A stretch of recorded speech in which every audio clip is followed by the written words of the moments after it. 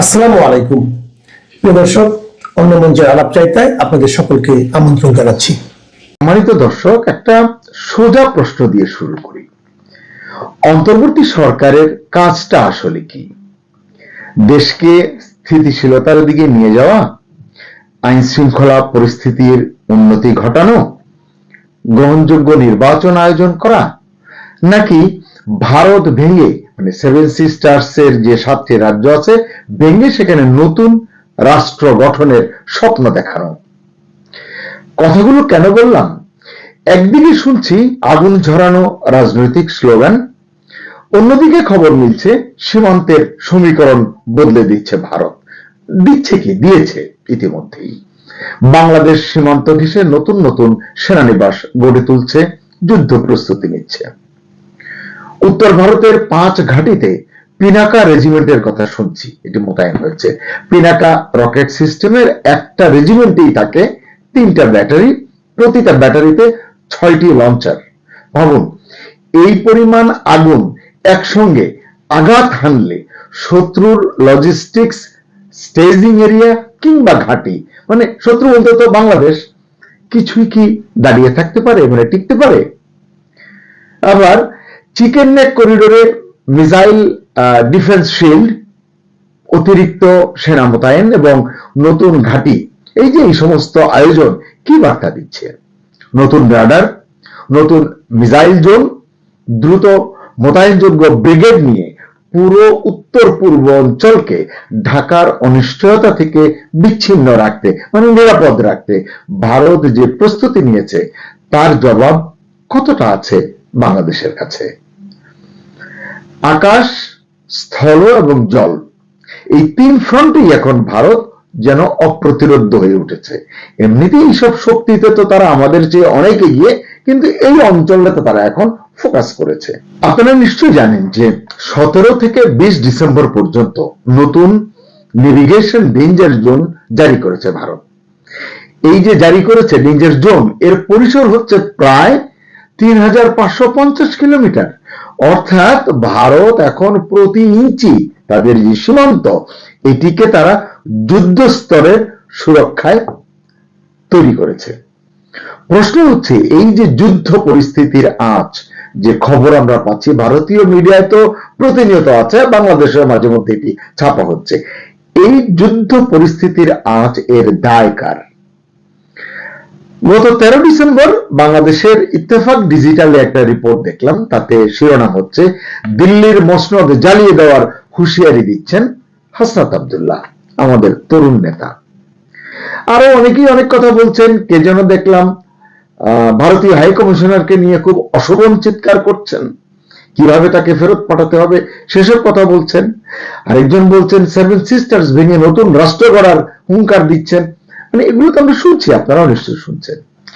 এদের কথা শুনলে মনে হবে বাংলাদেশের একমাত্র কাজ হলো ভারতের মানচিত্র বদলে দেওয়া, এবং এটা আসলে দুর্ভাবের মতো একটা বিষয়। মানে বললাম আর হয়ে গেল। আসলে নেশন বিল্ডিং কি ছেলে খেলা? এটা কি স্লোগানের বিষয়? এবং এটা কি যাত্রার কাজ? স্লোগান দিলাম আর হয়ে গেল? আসলে আমাদের বুঝতে হবে নেশন বিল্ডিং হচ্ছে পরাশক্তির খেলা। তা আমরা কি পরাশক্তি নাকি? এটা কি আমাদের এজেন্ডা? যদি হয়, কে সেট করেছে এই এজেন্ডা? সে কে?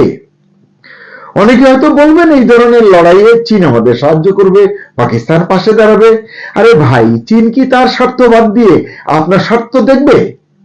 পাকিস্তানের কথা কি বলবো, মনে করিয়ে দিতে চাই, গত কিছুদিনের মধ্যে একাধিকবার সংবাদপত্রে দেখেছি ভিক্ষাবৃত্তির দায়ে কোন দেশ থেকে যেন হাজার হাজার পাকিস্তানিকে প্যাকেট করে তার স্বদেশে পাঠিয়ে দিয়েছে। সম্প্রতি তুর্কমেনিস্তানের আন্তর্জাতিক ফোরামে আপনারাও দেখেছেন পাকিস্তানের প্রধানমন্ত্রী শাহবাজ শরীফের প্রতি ভ্লাদিমির পুতিন, রাশিয়ার প্রেসিডেন্ট, তার যে অবমাননাকর আচরণ 40 মিনিট বসিয়ে রেখেছিলেন পাশের রুমে। কিন্তু আমরা এগুলো থেকে বুঝবো না। এইটা এই মানে রাজনীতি, এই কূটনীতি কিন্তু অনেক কিছু বুঝিয়ে দিয়েছে। এবং কি বুঝিয়েছে? আগামীর আঞ্চলিক রাজনীতি কি হবে, কোন পথে হাঁটবে, কূটনীতি কি হবে এবং নিরাপত্তা কোন পথে এগোবে, এগুলো কিন্তু বুঝিয়ে দিয়েছে। এখন না বুঝে চুপ করে থাকলে তো হবে না। আমরা জানি আমাদের পররাষ্ট্রনীতি হলো সবার সঙ্গে বন্ধুত্ব, কারোর সঙ্গে বৈরিতা নয়। সেখানে আমরা ভারত ভেঙে নতুন রাষ্ট্র গঠনের আওয়াজ দিচ্ছি কেন তাহলে? কারো উস্কানিতে আবেগ দিয়ে প্রতিক্রিয়া জানাতে হয় না, এটা কবে বুঝবো? কারণ কূটনীতি এবং রাষ্ট্রনীতি হচ্ছে একটা দীর্ঘ পথ পরিক্রমা। দেখুন না, আপনারা বুঝতে পারছেন, আমরা বুঝতে পারছি যে পত্রপত্রিকা সংবাদ পড়ে, টেলিভিশনের নিউজ দেখে ভারত কিন্তু এই সমস্ত ঘটনায় খুবই উত্তেজিত, ভীষণ ক্ষুব্ধ। কিন্তু ভারত এগোচ্ছে সতর্ক পায়ে, আওয়াজ করছে না। সীমান্তে সামরিক প্রস্তুতি নিচ্ছে, নতুন ঘাঁটি নির্মাণ করছে, কিন্তু সবই করছে ঠান্ডা মাথায়। ভারত থেকে চাউল, পেঁয়াজ, মরিচ কখনো কখনো এগুলো যদি আমাদের দেশে না আসে, এগুলো আমাদের ক্রয় ক্ষমতার বাইরে চলে যায়, সরকার পেরেশান হয়ে যায় এবং জনগণের নাভিশ্বাস ওঠে। আরো একটা বিষয়, ধরেন ঘুম থেকে উঠে সকালে নাস্তার টেবিলে মানে ধরেন ভারতের ডিম, ভারতের টমেটো, ভারতের কাঁচামরিচ, পেঁয়াজ এসব দিয়ে যারা নাস্তা করেন, নাস্তা সারেন, তাদের অনেকেই স্লোগান দেন কিন্তু পাকিস্তান জিন্দাবাদ বলে। দিন কয়েক আগের ঘটনা, বাংলাদেশ ভুটান প্রটোকল চুক্তির অংশ হিসেবে ভুটানের একটি কন্টেইনার চট্টগ্রাম থেকে বুড়িমারি হয়ে ভারতের চ্যাংরাবান্ধা দিয়ে যাওয়ার কথা ছিল। পত্রপত্রিকা আপনারা দেখেছেন। 3 দফা চেষ্টার পরও ভারত প্রবেশ করতে দেয়নি, বাংলাদেশ অনুমোদন আদায় করতে পারেনি। কারণ একটাই, অন্তর্বর্তী সরকারের ভারত বিরোধী অবস্থান এবং নিরাপত্তা ঝুঁকি ভারতের। সারাদিন ভারতকে আপনি গালি দেবেন, পাকিস্তান চীনকে কাছে টানবেন, বুকে ধরবেন, আবার আশা করবেন ভারত যেন তাদের সীমান্ত, বন্দর আর সড়ক খুলে দেয় আপনার বাণিজ্যের জন্য। বিশ্ব রাজনীতি এভাবে চলে না মিয়া ভাইরা। ভারত বিদ্বেষের আরো খেসারত ইতিমধ্যেই আমরা দিতে শুরু করেছি। আপনারা জানেন যে দেশের 90% মতো এক্সপোর্ট নির্ভর করে গার্মেন্টস এবং টেক্সটাইলের উপর। সেই টেক্সটাইলের মূল কাঁচামাল কটন বা তুলা। কাছের, সস্তা, দ্রুত ডেলিভারি দেওয়ার উৎস থাকা সত্ত্বেও কেবল রাজনৈতিক ইগোর কারণে আমরা ভারতের বদলে সেটা আমদানি করছি ব্রাজিল থেকে, 14,000 কিলোমিটার দূর থেকে। ফলে পরিবহন খরচ বাড়ছে, কাঁচামালের দাম বাড়ছে, প্রতিযোগিতা সক্ষমতা কমছে, অর্ডার কমছে, এক্সপোর্ট সেক্টরে ধস নামছে। তাই বোঝা দরকার, ইগো এবং আবেগ দিয়ে অর্থনীতি চালানো যায় না, ব্যবসা করা যায় না। পেঁয়াজ এবং চাল কিনতে পারবো প্রয়োজন হলে, কিন্তু তুলা কিনবো না। এইসব বুজরুকির মানে কি? প্রিয় দর্শক, পৃথিবীর রাজনীতি এখন ঘুরছে ইন্দো প্যাসিফিক অঞ্চলকে ঘিরে, মানে ফোকাসটা এখানে। যুক্তরাষ্ট্র স্পষ্ট করে বলছে ইউরোপ নয়, তাদের মূল ফোকাস এখন এশিয়া। তো এই অঞ্চলের সবচেয়ে সংবেদনশীল জায়গা কোথায়, কোনটি? নিশ্চয়ই ভারত, চীন, বাংলাদেশ, মায়ানমার ঘেরা এই বেল্ট। যুক্তরাষ্ট্র তাদের জাতীয় নিরাপত্তা কৌশল 2025, যেটি 5 ডিসেম্বর তারা ঘোষণা করেছে, এতে কি বলেছে, ইন্দো প্যাসিফিক অঞ্চল অর্থাৎ ভারত মহাসাগর ও প্রশান্ত মহাসাগরকে ঘিরে থাকা বিশাল ভৌগোলিক এলাকা, যেখানে রয়েছে ভারত, চীন, জাপান, অস্ট্রেলিয়া এবং বাংলাদেশ। এই অঞ্চলের গুরুত্ব ওয়াশিংটনের কাছে তার মিত্র শক্তি ইউরোপের চেয়েও বেশি, এটা তারাই বলছে। অঞ্চলটি এত গুরুত্ব পেলেও ডকুমেন্টের কোথাও কিন্তু বাংলাদেশের নামটা পর্যন্ত নেই। বুঝুন তাহলে, ভূ রাজনৈতিক গুরুত্বে বাংলাদেশের আন্তর্জাতিক পর্যায়ে ওঠার দামামা বাজানো যে বয়ান, আসলে এভাবেই হোঁচট খাচ্ছে। চীনের বিরুদ্ধে এশিয়ার মিত্রদের একত্রিত করতে চায় যুক্তরাষ্ট্র, এটা আমরা জানি অনেক দিন ধরে। দ্বিপাক্ষিক সম্পর্ক নিম্নমুখী থাকা সত্ত্বেও ভারতের সঙ্গে দ্বিপাক্ষিক সম্পর্ক কিন্তু যতটা মসৃণ হওয়ার তা কিন্তু নয়।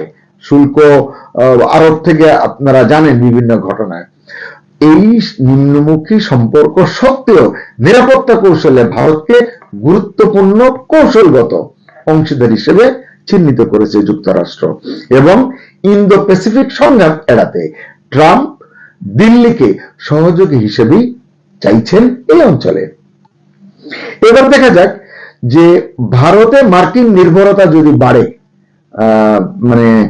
মার্কিন এগিয়ে যাচ্ছে ভারতের দিকে, এই নির্ভরতা যদি আরো বাড়তে থাকে, ভূ রাজনৈতিক ভাবে তার গুরুত্ব বাড়বে, ভারতের গুরুত্ব নিশ্চয়ই বাড়বে। এর প্রভাব দক্ষিণ এশিয়া এবং বাংলাদেশেও পড়বে। এর কোনো ব্যত্যয় ঘটবে না। তখন কি চীন নির্ভর বাংলাদেশের পক্ষে কৌশলগত কূটনৈতিক ভারসাম্য রক্ষা করা সম্ভব হবে? পাকিস্তানকে তো হিসাবেই ধরছি না আমি। প্যাসিফিক মহাসাগরে চীনের প্রভাব রোধে সেখানে রয়েছে জাপান, তাইওয়ান, ফিলিপিন্স, এদেরকে নিয়ে ওখানে ফার্স্ট আইল্যান্ড চেইন, এটি আমরা জানি। আবার ভারত, যুক্তরাষ্ট্র, জাপান এবং অস্ট্রেলিয়া, এই 4 দেশকে নিয়ে রয়েছে কোয়াড।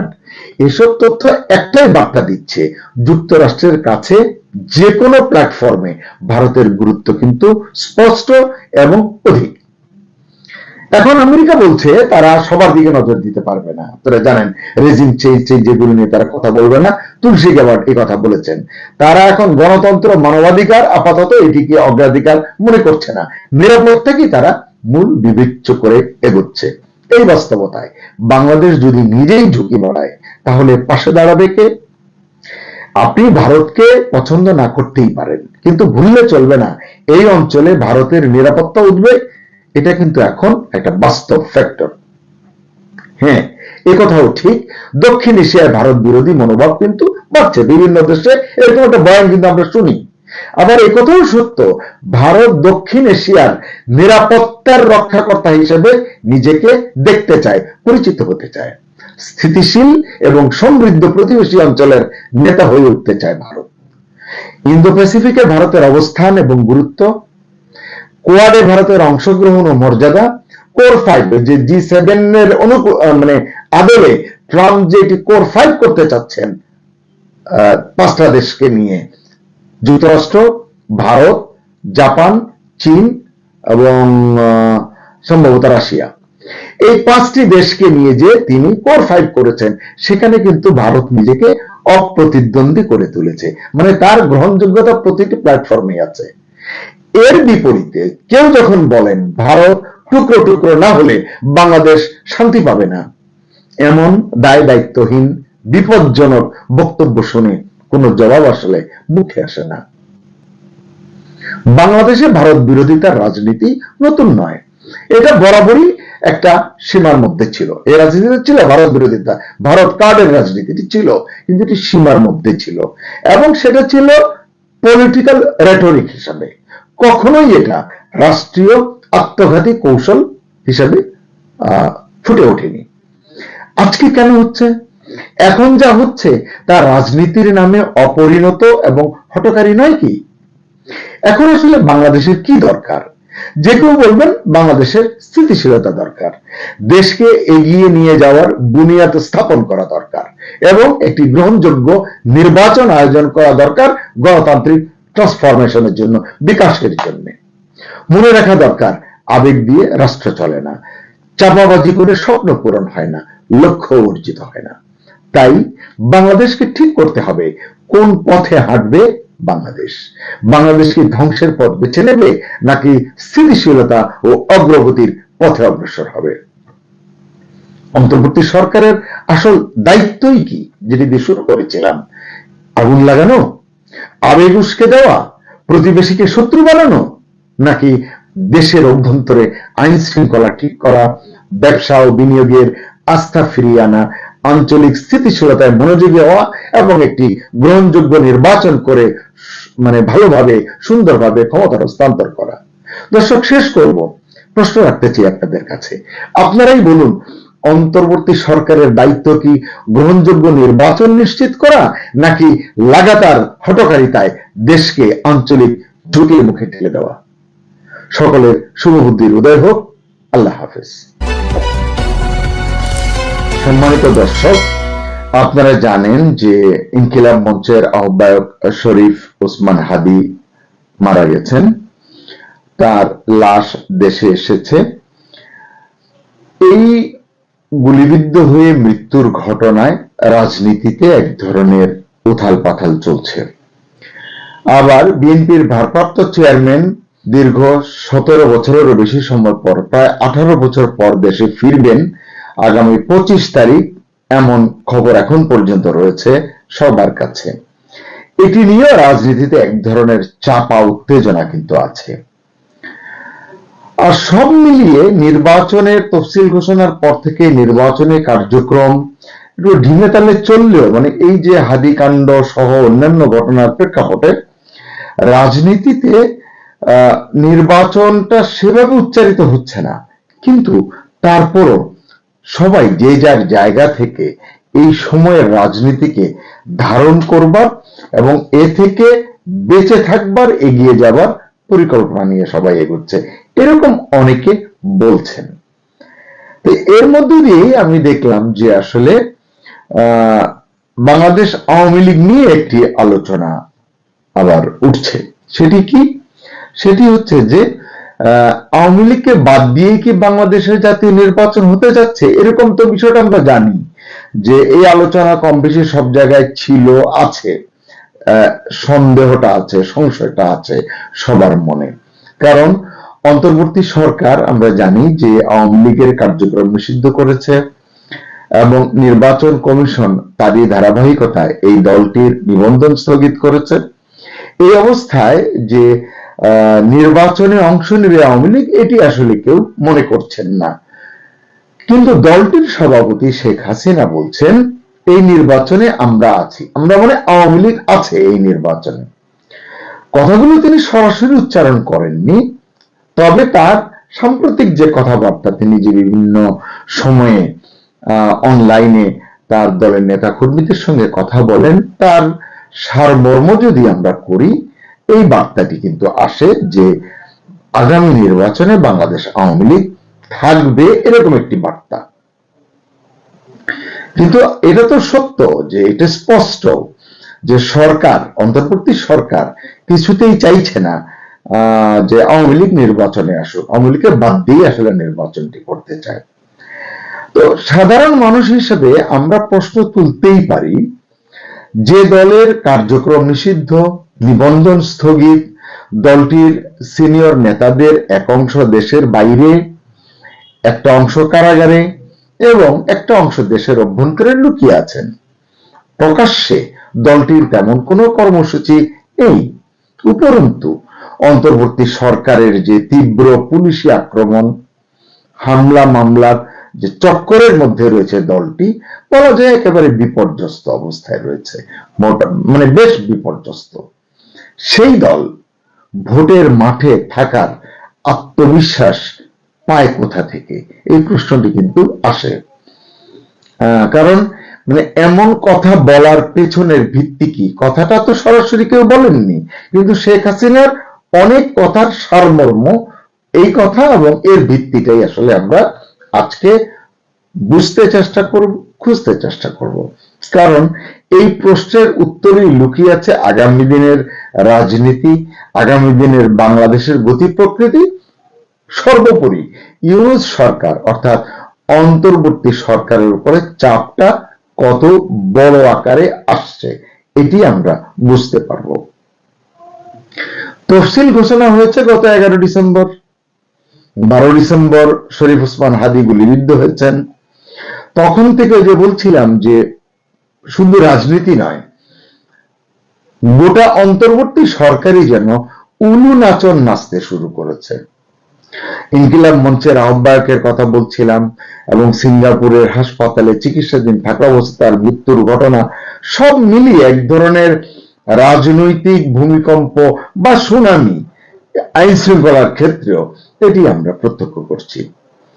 আপনাদের নিশ্চয় মনে আছে, তফসিল ঘোষণার বহু আগে থেকেই প্রফেসর ইউনূস ঢাকায় সফররত যুক্তরাজ্যের এক মন্ত্রীকে জানিয়েছিলেন কেন আওয়ামী লীগকে নির্বাচনে অংশ নিতে দেওয়া হবে না, কেন দেওয়া যাবে না। এবং বিদেশি বিভিন্ন মিডিয়ার সাক্ষাৎকারেও তিনি এই বিষয়টি স্পষ্ট করেছেন, যদিও অনেক মানে জটিল করে ফেলেছেন, পেঁচিয়ে ফেলেছেন সাংবাদিক মেহেদী হাসানের সঙ্গে সাক্ষাৎকারের সময়। তবু এটি স্পষ্ট যে বাংলাদেশ আওয়ামী লীগ নির্বাচনে অংশ নিচ্ছে না, নেবে না বা নিতে দেওয়া হবে না, এটি ছিল মোদ্দা কথা। এছাড়া আমরা দেখেছি সরকারের একাধিক উপদেষ্টা, প্রশাসনের সংশ্লিষ্ট মহল, এমনকি নির্বাচন কমিশন, সবার বক্তব্যে একটাই সুর বেজেছে, একটাই সুর আমরা পেয়েছি, সেটি হচ্ছে আওয়ামী লীগ আগামী নির্বাচনে অংশ নিতে পারবে না। এজন্যই প্রশ্ন উঠছে, নির্বাচন তাহলে অন্তর্ভুক্তিমূলক হচ্ছে না? মানে যদি না হয় তাহলে এরকম নির্বাচন আন্তর্জাতিক মহল কি মেনে নেবে কিনা? আমরা অনেক পর্যবেক্ষক আসবার কথা শুনছি দলে দলে, কিন্তু সেই সব পর্যবেক্ষকরা অন্তর্ভুক্তিমূলক নির্বাচন না হলে এই নির্বাচনকে কিভাবে নাম্বারিং করবেন, কিভাবে র্যাঙ্কিংটা তারা ঠিক করবেন, সেটি একটি প্রশ্ন। এছাড়া দেশের মধ্যেও একটা বিরাট অংশ চাইছেন আগামী ভোটটা যেন অন্তর্ভুক্তিমূলক হয়, অংশগ্রহণমূলক হয়, সুষ্ঠু হয়, অবাধ হয়, নিরপেক্ষ হয়, যেন তারা তাদের ভোটাধিকারটি যথাযথভাবে প্রয়োগ করতে পারেন। আর আন্তর্জাতিক বিশ্বের কথা তো বললামই, অনেক দেশ, অনেক গুরুত্বপূর্ণ সংস্থা অন্তর্ভুক্তিমূলক নির্বাচনের পক্ষে, নির্বাচনের বিষয়ে কথা বলেছে, বলছেন। তারা চাপ প্রয়োগ করছেন। কমনওয়েলথ মহাসচিবের কথা আমরা স্মরণ করতে পারি এই ইস্যুতে। তবে যাই বলি না কেন, সবার কিন্তু একটা উদ্বেগ কাজ করছে। সেটা কি, দেশের সবচেয়ে বড় রাজনৈতিক দল, যাদের উল্লেখযোগ্য ভোট ব্যাংক রয়েছে, এটি অস্বীকার করবার কোনো উপায় নেই। দলটি নির্বাচন বয়কট না করা সত্ত্বেও, আওয়ামী লীগ তো এখনো প্রকাশ্যে আনুষ্ঠানিকভাবে ঘোষণা দেয়নি যে তারা নির্বাচন বয়কট করছে।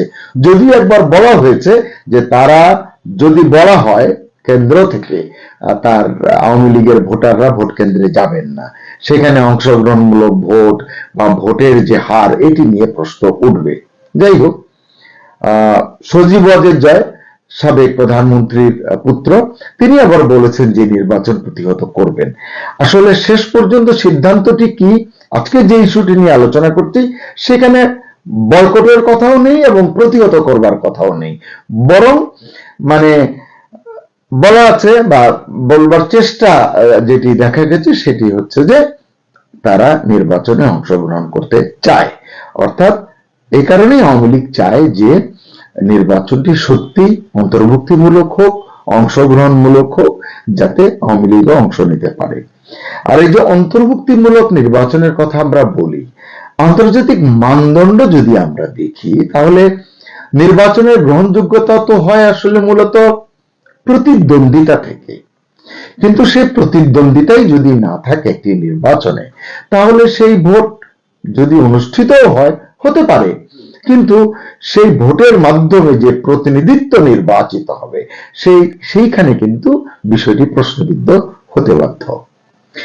এই জায়গাতেই ইউনূস সরকার আসলে চাপে আছে বা চাপে থাকবে, এটি আমার মনে হয়। এই প্রেক্ষাপটেই শেখ হাসিনা প্রায় দলীয় নেতা কর্মীদের সঙ্গে কথা বলছেন। এটি আমরা দেখছি, তিনি অনেকদিন ধরে বলছেন। সরকার যদিও এটি ভালোভাবে নিচ্ছে না, চাইছে না যে তিনি কথা বলুন, কিন্তু তিনি বলছেন। এবং সম্প্রতি দেখা যাচ্ছে যে তিনি সংসদীয় আসন অনুযায়ী তার দলীয় নেতা কর্মীদের সঙ্গে কথা বলছেন। সম্প্রতি এক অডিও বার্তায় তিনি দাবি করেছেন, আওয়ামী লীগকে যতই দোষারোপ করা হোক না কেন, বদনাম করা হোক না কেন, দেশের মানুষের একটা বিশ্বাস কিন্তু আছে, আস্থা আছে আওয়ামী লীগের উপর। সেটা কি, এই দেশটির উন্নয়নে, মানুষের কল্যাণে আওয়ামী লীগ কাজ করেছে, কাজ করে, কাজ করবে, এরকম একটি আস্থা বিশ্বাসের কথা তিনি বলেছেন। তিনি দাবি করেছেন, আওয়ামী লীগ যদি নির্বাচনে অংশ না নেয়, তাহলে বিপুল সংখ্যক ভোটার তাদের ভোটাধিকার প্রয়োগ করার যে সুবিধা, সেটি থেকে তারা বঞ্চিত হবেন বা থাকবেন। জানা গেছে আওয়ামী লীগ কমিশন ঘোষিত, নির্বাচন কমিশন ঘোষিত তফসিল প্রত্যাখ্যান করেছে, এটা আমরা জেনেছি, কিন্তু নির্বাচন বয়কট করছে না এখন পর্যন্ত। কিন্তু কার্যক্রম নিষিদ্ধ একটি দল, যাদের নিবন্ধন স্থগিত, তারা কিভাবে নির্বাচনে অংশ নেবে? এই প্রশ্ন তো উঠতেই পারে। তাহলে আরেকটি প্রশ্ন সঙ্গে সঙ্গে উঠতে পারে যে তাহলে কি আওয়ামী লীগ পরোক্ষ কোনো পরিকল্পনা নিয়ে এগোচ্ছে? সম্প্রতি শেখ হাসিনা দলের নেতা কর্মীদের উদ্দেশ্যে বলেছেন তার অডিও বার্তায়, আপনারা ঘরে ঘরে গিয়ে প্রচার করুন আওয়ামী লীগ নারীর ক্ষমতায়ন এবং তরুণ সমাজের শিক্ষা ও কর্মসংস্থানের জন্য কি কি কাজ করেছে। গত 15.5 বছরে দেশের আর্থসামাজিক উন্নয়নে বা আর্থসামাজিক ব্যবস্থায় কি কি আমূল পরিবর্তন ঘটিয়েছে। সার্বিক উন্নয়ন অগ্রগতির পরিসংখ্যানগুলো আবারও তিনি স্মরণ করিয়ে দিচ্ছেন দেশের মানুষকে। সাথে এটাও বলছেন আবার দেশ সেবার সুযোগ পেলে তিনি কি কি করবেন। মানে এটাকে কি বলবেন আপনি? নির্বাচনেই তারা অংশ নিতে পারছেন না, কিন্তু তিনি দেশ সেবার সুযোগ পেলে কি করবেন সেটি বলছেন। তাহলে এটি কি প্রকারান্তরে নির্বাচনী ইশতেহার প্রচার করে চলেছে আওয়ামী লীগ? এই প্রশ্নটি কিন্তু করতে পারি, এবং বিভ্রান্তিটাও এখানেই। ওই যে বললাম, কারণ আওয়ামী লীগের যে স্ট্যাটাস এখন দলীয়ভাবে নিবন্ধন স্থগিত, কার্যক্রম নিষিদ্ধ, যার বিরুদ্ধে ইতিমধ্যেই মানে দলের সভাপতি ইতিমধ্যেই মৃত্যুদণ্ডের রায় ঘোষণা করা হয়েছে, আরো অনেক মামলা চলমান, যেই দলের অনেক নেতাকর্মী এখানে সেখানে পালিয়ে আছেন, কিভাবে দলটি নির্বাচনে অংশ নেবে? কিন্তু শেখ হাসিনার পুরো বক্তব্য শুনলে মনে হবে ইউনূস সরকার আওয়ামী লীগকে নির্বাচনে অংশ নিতে না দিলেও, নির্বাচন কমিশন তাদেরকে অংশগ্রহণ করবার সুযোগ না দিলেও শেখ হাসিনা যেন জানেন, কি জানেন, যে তার দল সুযোগ পাবে নির্বাচনে। এই জন্যই প্রশ্নটি তুলেছি যে তার এই আত্মবিশ্বাসের উৎস কোথায়? তাকে এবং তার দলকে ঘিরে যেসব আইনি সিদ্ধান্ত এখন চোখের সামনে, তার সঙ্গে অন্তর্বর্তী সরকারের পরিকল্পনা এবং দেশে বিদ্যমান রাজনৈতিক বাস্তবতা এই আত্মবিশ্বাসকে সমর্থন করে কি? তাছাড়া তিনিই তো বলেছেন, শেখ হাসিনাই তো বলেছেন ইউনূস সরকারের অধীনে নির্বাচনে যাবে না আওয়ামী লীগ। তো এখন তো আমরা এটাও দেখছি না যে তত্ত্বাবধায়ক আসছে বা আসবে, বা অন্য কোনো ফরম্যাটে কোন সরকার সামনে আসবে যেখানে ইউনূস সাহেব থাকবেন না। তাহলে এই জায়গাতে রাজনীতির পর্যবেক্ষক সিদ্ধার্থ সরকার বলছেন, নির্বাচন নিয়ে আন্তর্জাতিক চাপ যদি আরো অধিক মাত্রায় আসে, মানে এখন পর্যন্ত যা এসছে এটি যদি আরো প্রেসারটা অন্তর্বর্তী সরকারের উপর তারা দেয়, শেষ মুহূর্তে আদালতের সিদ্ধান্তে যদি কোনো পরিবর্তন আসে, কিংবা প্রশাসনিক পুনর্বিবেচনা যদি এই ক্ষেত্রে কাজ করে, মানে অনেকগুলো যদি কিন্তু এখানে আছে, তাহলে আওয়ামী লীগ সরাসরি, আবার বলা হচ্ছে বা পরোক্ষভাবে, ভোটের মাঠে থাকার সুযোগ পেতে পারে। এই পরোক্ষটা আমি আসলে বুঝিনি, সেভাবে আওয়ামী লীগ আসবে কিনা সেটিও আমার মনে হয় না। এখন এই বিশ্বাস থেকেই কি তিনি নির্বাচন বয়কট করছেন না, বরং সমর্থকদের সক্রিয় থাকতে বলছেন, কি কি করেছেন, কি করবেন এই বিষয়গুলো প্রচার করছেন। এখানে আরেকটি সবচেয়ে কৌতূহলের বিষয়, মানে কৌতূহলোদ্দীপক বলতে পারেন, বিষয়টি হলো মৃত্যুদণ্ডের রায় পাওয়ার পরও শেখ হাসিনা যতটা ম্রিয়মাণ হয়ে যাওয়ার কথা অনেকে ভেবেছেন বা মনে করেছেন, তার কণ্ঠে কিন্তু তেমন কোনো ভাঙন নেই, তার কণ্ঠে কিন্তু তেমন কোনো ধরনের মানে হতাশা লক্ষ্য করা যায় না। কারণ তিনি হয়তো জানেন, রাজনীতিতে আজ যাকে নিষিদ্ধ বলা হচ্ছে কাল তাকেই প্রয়োজন হতে পারে। এজন্যই হয়তো বলা হয় রাজনীতিতে শেষ কথা বলে কিছু নেই। তাই প্রশ্নটা এখন আর শুধু আওয়ামী লীগকে নিয়ে নয়, প্রশ্নটা হলো আওয়ামী লীগকে বাদ দিয়ে নির্বাচন হলে সেটা কি জনগণের ভোট হবে না প্রশাসনিক ভোট হবে? শেখ হাসিনার বক্তব্য ও আচরণ বলছে খেলা এখনো শেষ হয়নি। এই সংবাদই হয়তো ইউনূসকে সবচেয়ে বেশি চাপে ফেলছে।